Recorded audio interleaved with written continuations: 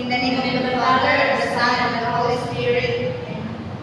Our Father who art in heaven, hallowed be thy name, thy kingdom come, thy will be done on earth as it is in heaven. Give us this day our daily bread, and forgive us our trespasses, as we forgive those who trespass against us. And lead us not into temptation, but deliver us from evil. Amen. In the name of the Father, the Son, and the Holy Spirit. Amen. Please remain stand for our energizer.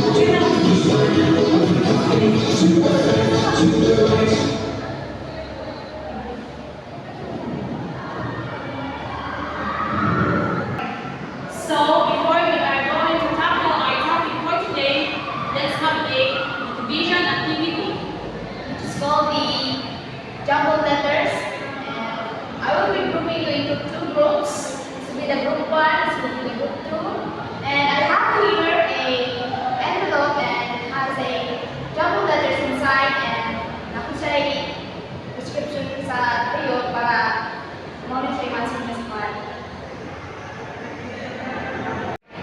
So our topic for today is the Thorndike's Connectionism. So who is Thorndike? Edward Thorndike was a prominent American psychologist whose groundbreaking mark of an animal behavior and learning process revolutionized the field of education. He believed that learning happens through a process called connectionism, which emphasizes the formation of connections between what we experience or stimuli and how we react or respond. It is often referred to as a stimulus response for the SR theory. So, next. So, Thorndike has created this law of Thorndike, and first one is the law of exercise. So, the law of exercise was divided into two parts: the law of reuse and the law of misuse. So, first we have the law of use. Means that frequent recurring of the response to stimulus strengthens their connection. It is the strength of a connection between a stimulus and response is strengthened by frequent repetition. For example, think of a pianist practicing their piece repeatedly. The more they practice, the stronger connection becomes, leading to a smoother performance. Next, we have the law of misuse. Means states that when a response is not made to a stimulus, the connection strength is weakened or even forgotten. So it also the strength of the connections connection weakens or even fades away when it's not used for a period of time. So an example of this is a pianist stopped practicing. They find that their playing becomes more difficult or even forgotten. So parang paitan karang hindi ka mag-practice ba? Karena akan praktisan, sige na lang unya. Kayo mo talaga magkain, abot na lang sa time na i-perform na ninyo, nakaluga na kayo, hindi na naka-perform kayo, baka na naman naman. So next, we have the law of effect. It emphasizes that if a response is followed by a satisfying state or affairs, the SR connection is strengthened. If a response is followed by an annoying state or affairs, the SR connection is weakened. So the law of effect has a lasting impact on education, influencing how teachers design lessons and motivate students. It emphasizes the need for clear and consistent consequences to guide learning and behavior. For example, a student to get praised by their teacher for answering a question correctly. This positive reinforcement or the satisfying consequences, it strengthens the connection between the stimulus and response. By that, the students were encouraged to try answering question in the next question.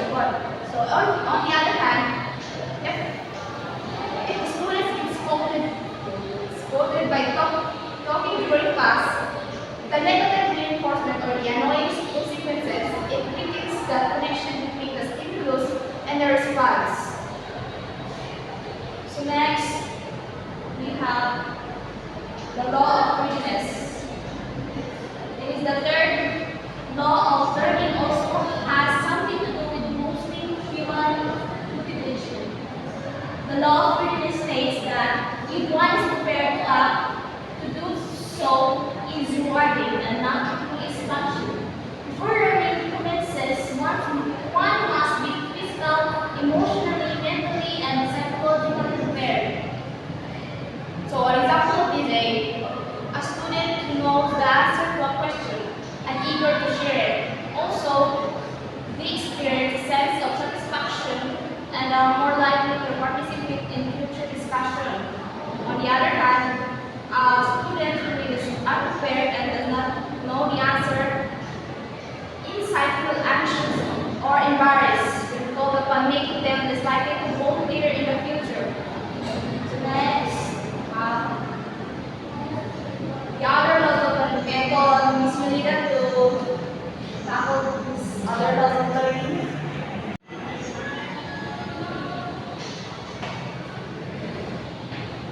So we are going to tackle other laws of learning. Law of primacy. This Thorndike means named the SR bar. In English language, teaching error, recurring mistake among learners, is called hospitalization, and hence the first learning experience should be as functional, as precise, and positive as possible so that it gives the way to the more comfortable learning experiences to the fellow. So, law of primacy, the first learning experience significantly impacts subsequent learning. Immediate experiences should be functional, precise, and positive to facilitate further learning. Next is law of intensity. Thorndike believed that exciting, immediate, or even dramatic learning within the real context of the student will tremendously learning. Current K-12 curriculum currently immerses senior high school students to a short-time real-world application called on-the-job training or OJT. They receive a four states of how the skills and concepts they learn in class are applied in the real workplace. Law of intensity in immediate, dramatic, or unrelevant learning experiences enhance learning. For example, immersive learning. Next is law of recency. When learners are isolated in time from learning a new concept, the more difficult it is for them to remember. Law of intensity, a law of recency. Learners struggle to recall concepts learned long ago, breaking down complex tasks into a simpler ones facilitates learning. For example, is gradual skill building and incremental learning spaced repetition. Thorndike counts this as the principle of associative shifting. For example, to teach people to add 3 digit numbers, teacher let them master the adding of 1 digit number first. As they solve increasing number, people will tend to associate the response to the previously heard S and R.